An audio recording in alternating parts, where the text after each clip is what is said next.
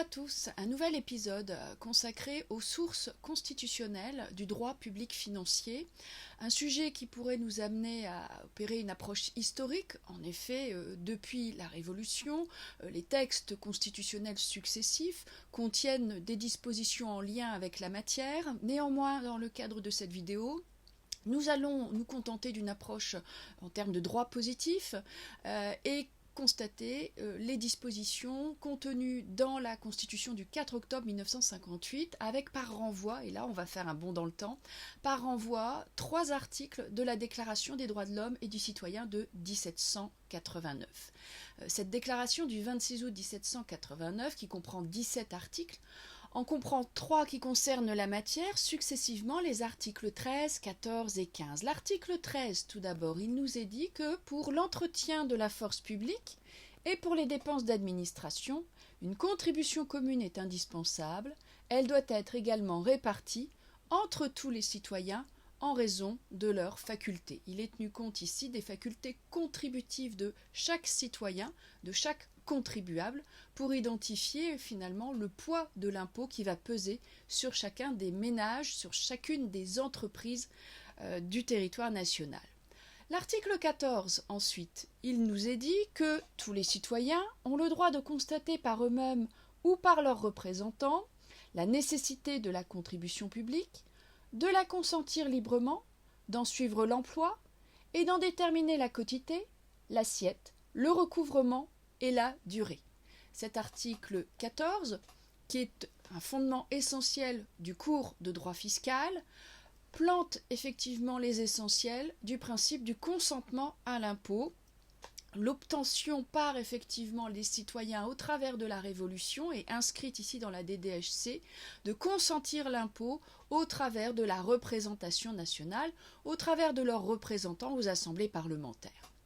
Enfin, article 15 de la Déclaration des droits de l'homme et du citoyen, il nous est indiqué dans cet article 15 que la société a le droit de demander compte à tout agent public de son administration. Cet article 15 fonde notamment le régime de responsabilité personnelle et pécuniaire des comptables publics, dont nous reparlerons ultérieurement, et est d'ailleurs utilisé, en tout cas a été apposé au sein de la grande chambre de la Cour des comptes sur l'un des murs de cette grande chambre comme le fondement constitutionnel des compétences reconnues à la Cour des comptes pour contrôler l'emploi fait des fonds publics. À ces dispositions sur lesquelles on reviendra, il s'agit bien évidemment ici, dans le cadre de cette vidéo, de planter généralement le décor. Bien évidemment, les dispositions constitutionnelles feront l'objet pour certaines d'entre elles d'un approfondissement certain dans le cadre de vidéos à venir. Il est question donc ici de compléter le panorama des dispositions ici maintenant contenues dans le corps même de la Constitution du 4 octobre 1958 pour identifier parmi elles les dispositions qui vont particulièrement retenir notre attention au titre du des fondements du droit public financier. Premier article d'importance, l'article 34 de la Constitution. Dans cet article 34 que vous avez étudié dans vos cours de droit constitutionnel, on vous présente le champ de compétences de la loi, on vous présente le champ de compétences du législateur des assemblées parlementaires. Il leur revient de voter les lois de finances. Cette notion de loi de finances sera étudiée ultérieurement. Ici, bien évidemment, comprendre que la loi de finances permet l'adoption du budget de l'État et que le Parlement va donc être saisi sur la base d'un projet de loi de finances, donc déposé par le gouvernement sur le bureau des assemblées parlementaires. L'article 34 évoque également la compétence du législateur pour voter les lois de financement de la sécurité sociale. Ce point, nous l'avons déjà évoqué lorsque nous avons parlé du budget de la sécurité sociale et de l'apparition, la création de l'article 47-1 de la Constitution. Mettez donc cette vidéo en relation. Et effectivement, ici, on va comprendre qu'avec la révision constitutionnelle de février 1996, le champ de compétences du législateur en matière de droit public financier a été étendu aux finances sociales, puisque depuis 1996, les parlementaires ont compétence pour voter les lois de financement de la sécurité sociale. Le législateur a également compétence pour créer l'impôt, pour consentir l'impôt. C'est lui qui vote l'impôt, c'est lui qui autorise le prélèvement de l'impôt. Et ces dispositions traduisent tout à fait ici leur origine historique, puisque bien évidemment, cet alinéa de l'article 34 est à mettre en balance avec les dispositions des articles 13 et 14 de la Déclaration des droits de l'homme et du citoyen. Article 34 de la Constitution toujours, il est donné compétence au législateur pour voter les lois de programmation pluriannuelle des finances publiques, une compétence récente qui lui a été reconnue sur le sujet, puisqu'effectivement, les lois de programmation ont été introduites dans la Constitution. L'article 34 a été modifié en 2008 pour tout à la fois créer cette nouvelle catégorie de lois financières et pour donner compétence aux législateurs en la matière. Alors voilà ici pour les essentiels à extraire de l'article 34 de la Constitution, autant de dispositions qui manifestent la compétence essentielle du pouvoir législatif en la matière, sur la base de projets de loi, donc projet de loi issu donc de l'initiative du gouvernement, et qui se complètent bien évidemment d'autres dispositions sur lesquelles nous allons de la même manière survoler les essentiels en attendant de les étudier de manière plus approfondie dans des vidéos consacrées dédiées. L'article 39, par exemple, de la Constitution pourrait également être cité dans le cadre de cette vidéo, puisque cet article 39 prévoit notamment une règle spécifique dans l'adoption des lois de finances. C'est également le cas pour les lois de financement de la sécurité sociale. En effet, cet article 39 de la Constitution instaure une priorité dans l'examen du projet de loi de finances. Priorité est accordée à la Chambre basse, c'est-à-dire à l'Assemblée nationale. Là également, il est question d'un héritage historique. C'est la conquête révolutionnaire qui se traduit au travers de ces dispositions de l'article 39, puisque tout projet de loi de finances qui est déposé sur le bureau des assemblées parlementaires doit d'abord l'être devant l'Assemblée nationale, qui l'examine en premier, alors que, souvenez-vous, de vos cours de droit constitutionnel, vous avez compris que, en principe, sur un texte lambda, j'ai envie de dire, le gouvernement peut opérer un choix stratégique, un choix politique, et préférer déposer, par exemple, ce projet de loi standard sur le bureau du Sénat avant qu'il ne soit examiné par l'Assemblée nationale. En matière financière, ce n'est pas possible. La priorité est accordée à la Chambre basse, reconnue comme étant la représentation nationale au sens de l'article 14 de la Déclaration de 1789. Autre disposition, successivement, les articles 47, 47-1 et 47-2. Alors, l'article 47 de la Constitution en 1958 donne à ce moment-là, donc compétence, traduit cette compétence reconnue par l'article 34, compétence au législateur pour voter les lois de finances, et entre dans les premiers détails nécessaires.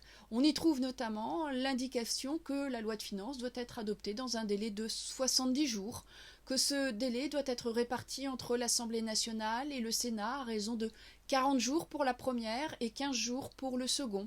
En tout cas, une présentation en quelques lignes des essentiels d'adoption de la loi de finances qui nécessitent bien évidemment un certain nombre de détails qui sont communiqués dans le cadre de la loi organique, puisqu'en effet, il est renvoyé à une loi organique pour le détail du contenu de cet article, et cette loi organique, vous le savez maintenant, c'est la loi organique du 1er août 2001. L'article 47, donc, complète les compétences du législateur en matière d'adoption des lois de finances. Le 47-1, dont on a déjà parlé, je viens de le dire, dans le cadre de la vidéo consacrée aux finances sociales, a été introduit, lui, à la faveur de la révision constitutionnelle de février 1996.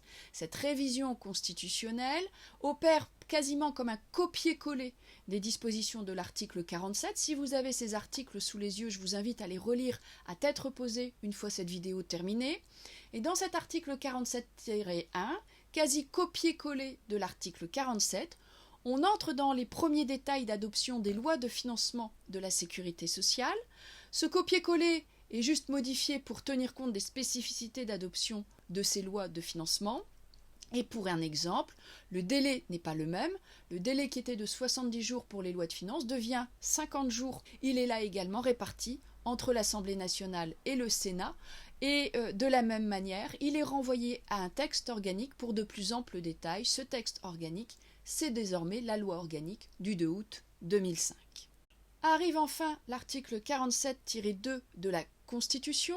Cet article également, on aura l'occasion d'étudier de manière plus approfondie. Il fonde notamment les compétences de la Cour des comptes dans sa mission d'assistance à l'égard du Parlement et du gouvernement. La Cour des comptes, par un certain nombre de ses rapports, va éclairer le Parlement sur l'emploi fait des fonds publics. Cette compétence a un fondement constitutionnel que vous trouvez ici avec l'article 47-2 qui a été introduit à la faveur de la révision constitutionnelle de juillet 2008. Depuis cette date, la Cour des comptes a vu ses compétences s'étoffer, en tout cas au travers de leur fondement constitutionnel. Il faut en effet comprendre que, avant même 2008, la Cour des comptes disposait déjà d'une référence constitutionnelle, puisque le dernier alinéa de l'article 47 et le dernier alinéa de l'article 47-1 faisaient tous deux référence à la compétence, à la mission d'assistance de la Cour des comptes. Dans l'article 47, mission d'assistance de la Cour dans le contrôle de l'exécution des lois de finances. Dans l'article 47-1, compétence de la Cour des comptes pour contrôler l'application des lois de financement de la sécurité sociale. Cette compétence constitutionnelle a été rapatriée, ces deux compétences ont été rapatriées à la faveur de la révision constitutionnelle de 2008 dans le cadre de l'article 47-2 de la Constitution. Si vous l'avez sous les yeux, vous voyez qu'on évoque parmi d'autres des compétences détenues par la Cour des comptes, cette fameuse compétence pour contrôler l'exécution des lois de finances et l'application des lois de financement de la sécurité sociale. On y parle également du rapport public annuel que la Cour des comptes rend public chaque année. Actuellement, c'est au mois de février de chaque année que la Cour des comptes s'exprime sur l'emploi des fonds publics. Et on y trouve également une compétence de certification des comptes publics qui, là également, relève de la Cour des comptes. Alors, un dernier article sur lequel on aura l'occasion de s'appesantir à la toute fin du cours de droit public financier, c'est l'article 40 de la Constitution que vous avez également étudié en cours de droit constitutionnel, puisque cet article 40 de la Constitution encadre le pouvoir d'amendement des parlementaires et fixe notamment une limite lorsqu'un amendement parlementaire est susceptible d'avoir une incidence financière, une incidence budgétaire, soit parce que cela aurait pour conséquence une augmentation de la dépense publique, soit parce que cela aurait pour conséquence une diminution de la recette publique, autant d'éléments sur lesquels il sera nécessaire de s'appesantir, puisque là on va comprendre, au travers de la vidéo dédiée à venir et qui sera consacrée au pouvoir d'amendement des parlementaires en matière budgétaire, que la Constitution est tout à fait dans la logique de ce qu'ont voulu les constituants en 1958, à savoir maîtriser le pouvoir législatif. Il faut se souvenir que le contenu de la Ve République réagit par rapport à la pratique des Troisième et Quatrième Républiques au cours desquelles on avait constaté une large instabilité ministérielle. De Gaulle, Debré, à l'origine de la Constitution de 1958, ont voulu effectivement encadrer le pouvoir du législateur, le pouvoir du Parlement, et on verra qu'en matière budgétaire, ils y sont particulièrement parvenus, puisqu'en effet, on pourra constater au travers de différentes vidéos que le pouvoir budgétaire des parlementaires est largement encadré par les dispositions constitutionnelles et organiques applicables. Voilà pour les essentiels. Pour le coup, il est vraiment nécessaire d'opérer un détour par les vidéos que je vous signale en commentaire comme étant à mettre en lien avec celle-ci. Et pour le coup également, de relire peut-être à tête reposée les articles que je n'ai pas pris la peine de mettre à l'écran parce qu'il n'était pas nécessaire d'opérer une analyse exhaustive des dispositions à ce stade du cours, mais néanmoins, ces analyses s'opéreront au fur et à mesure du déroulé de ces vidéos, parce qu'à un moment donné, il faudra effectivement faire un détour par les textes pour comprendre les tenants et les aboutissants de ce qu'ont voulu les constituants dans le cadre de la Ve République. Voilà, je vous donne rendez-vous au travers de ces vidéos à venir.